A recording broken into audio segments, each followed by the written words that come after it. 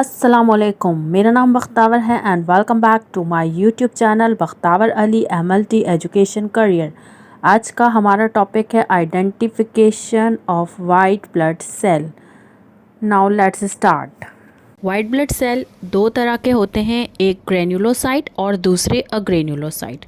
Granulocyte वो cell होते हैं जिनके साइटोप्लाज्म में ग्रेन्यूल्स पाए जाते हैं, जिसमें तीन तरह के सेल्स पाए जाते हैं, न्यूट्रोफिल, इजिनोफिल, बेजोफिल। उसके बाद है अग्रेन्युलोसाइट।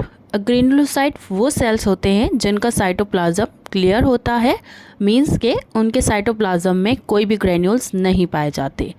जिसमें कौन कौन से सेल्स आ जाते हैं, लिम्फोसाइट, मोनोसाइट और एक एब्नॉर्मल सेल टाइप है जिसको कहते हैं plasma cell, which is also a granulocyte. Smear है जिसमें नॉर्मल रेड ब्लड सेल्स नज़र आ रहे हैं। नॉर्मल रेड ब्लड सेल्स की साइज़ और शेप में मिनिमल सी वेरिएशन होती है। उसके अलावा नॉर्मल रेड ब्लड सेल का जो सेंट्रल जोन होता है वो पैलर होता है, मींस के वो सेंटर में से खाली होता है, जो कि 1/3 साइज़ या 1/3 एरिया कवर करता है रेड ब्लड सेल का। अच्छा, उसके अलावा इस नॉर्मल स्मीयर के अंदर आरबीसीज के अलावा प्लेटिलेट्स और एक न्यूट्रोफिल मौजूद है। तो इसके बाद हम आ जाते हैं ग्रेन्युलोसाइटिक वाइट ब्लड सेल, जिसकी फर्स्ट टाइप है neutrophil. Segmented neutrophils mature granulocytes होते हैं जिनको पॉलीमॉर्फ न्यूक्लियर ल्यूकोसाइट कहा जाता है। नॉर्मल न्यूट्रोफिल का न्यूक्लियस 3 to 5 सेगमेंट्स पर मुश्तमिल होता है। ये सेगमेंट धागेनुमा फिलामेंट के ज़रिए एक दूसरे से जुड़े हुए होते हैं। जब हम न्यूट्रोफिल को माइक्रोस्कोप पे ऑब्जर्व करते हैं, न्यूट्रोफिल के न्यूक्लियस की शेप में थोड़ी बहुत वेरिएशन मिलती है। Let's check. These are neutrophils morphologic spectrum.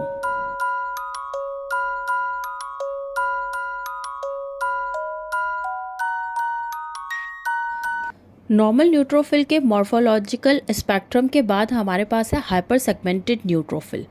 In neutrophil के न्यूक्लियस में 5 से ज़्यादा सेगमेंट्स होते हैं, उन्हें हाइपर सेगमेंटेड न्यूट्रोफिल कहा जाता है, जो यूजुअली मेगालोब्लास्टिक एनीमिया में पाए जाते हैं। इसके अलावा uraemia, iron deficiency anaemia, cytotoxic therapy में भी कुछ हाइपर सेगमेंटेड न्यूट्रोफिल्स मिलते हैं।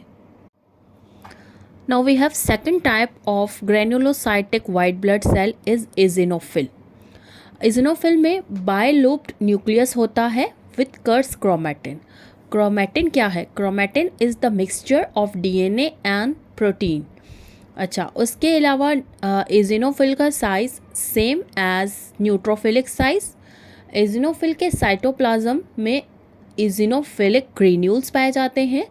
Nucleus have purple colour with eosinophil का न्यूक्लियस डार्क पर्पल कलर का होता है, बट इसके साइटोप्लाज्म में ऑरेंज रेड ग्रेन्यूल्स पाए जाते हैं।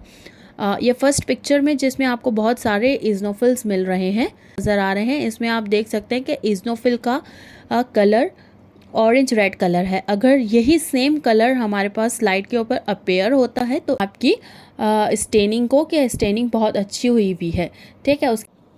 Let's identify these cells. Image A जो है वो आपके पास है न्यूट्रोफिल। न्यूट्रोफिल ओकेजनली बायलूप्ड होता है, ठीक है। और इसको हम आइडेंटिफाई कैसे करेंगे? इसको हम आइडेंटिफाई करेंगे न्यूट्रोफिल के न्यूक्लियस और साइटोप्लाज्म के कलर और ग्रेन्यूल्स से। इमेज बी के अंदर आपके पास eosinophil मौजूद है। eosinophil यूजुअली बायलूप्ड होता है।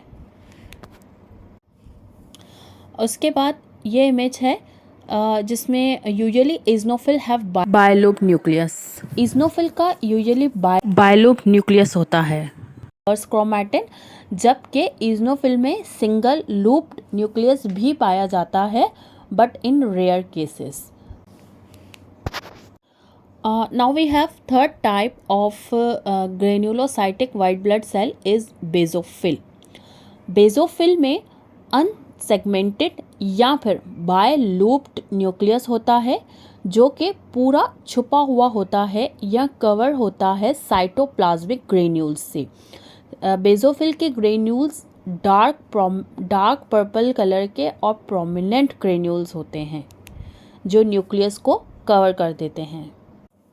उसके बाद हम आ जाते हैं अग्रेन्युलोसाइटिक WBC या अग्रेन्युलोसाइटिक वाइट ब्लड सेल पर, जिसकी फर्स्ट टाइप है लिम्फोसाइट। लिम्फोसाइट के न्यूक्लियस में कंडेंस क्लियर क्रोमैटिन होता है। न्यूक्लियस के अंदर न्यूक्लियोलाई भी पाए जाते हैं। न्यूक्लियस का कलर डार्क पर्पल कलर का होता है और एक बारीक रिम पाई जाती है साइटोप्लाज्म की।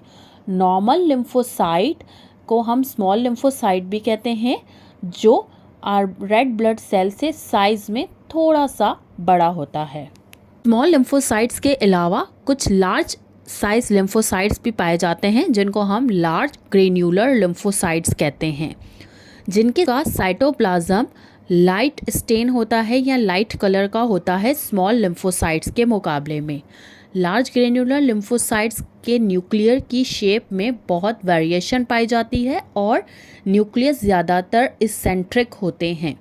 लार्ज ग्रेन्यूलर लिम्फोसाइट के साइटोप्लाज्म में ऑज़ेरोफिलिक ग्रेन्यूल्स होते हैं। ऑज़ेरोफिलिक ग्रेन्यूल पेप्टाइड्स कंटेन करते हैं जो एंटी माइक्रोबियल एक्टिविटीज़ परफॉर्म करती हैं।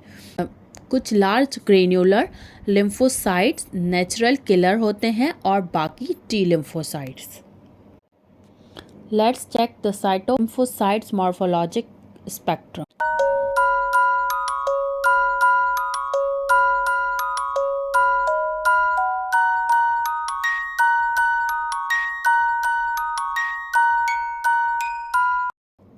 इन सेल्स को देख के माइंड में एक क्वेश्चन अराइज होता है कि क्या न्यूक्लियोलाई सिर्फ ब्लास्ट सेल में पाए जाते हैं? रिएक्टिव लिम्फोसाइट्स में प्रोमिनेंट न्यूक्लियोलाई मिलते हैं। न्यूक्लियोलाई रिप्रेजेंट करता है राइबोसोमल RNA की सिंथेसिस को। प्रोटीन की सिंथेसिस के टाइम पर हर सेल में न्यूक्लियोलाई मिलता है, इसलिए ज़रूरी नहीं है कि न्यूक्लियोलाई सिर्फ ब्लास्ट सेल में मिले। उसके बाद हम आ जाते हैं मोनोसाइट्स के ऊपर। मोनोसाइट्स का न्यूक्लियस किडनी शेप या लॉब्यूलेटेड होता है with fine to coarse chromatin.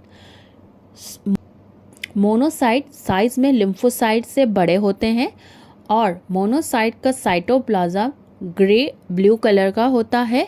Occasionally monocyte के अंदर वैक्यूल्स पाए जाते हैं। Let's check monocytes morphologic spectrum.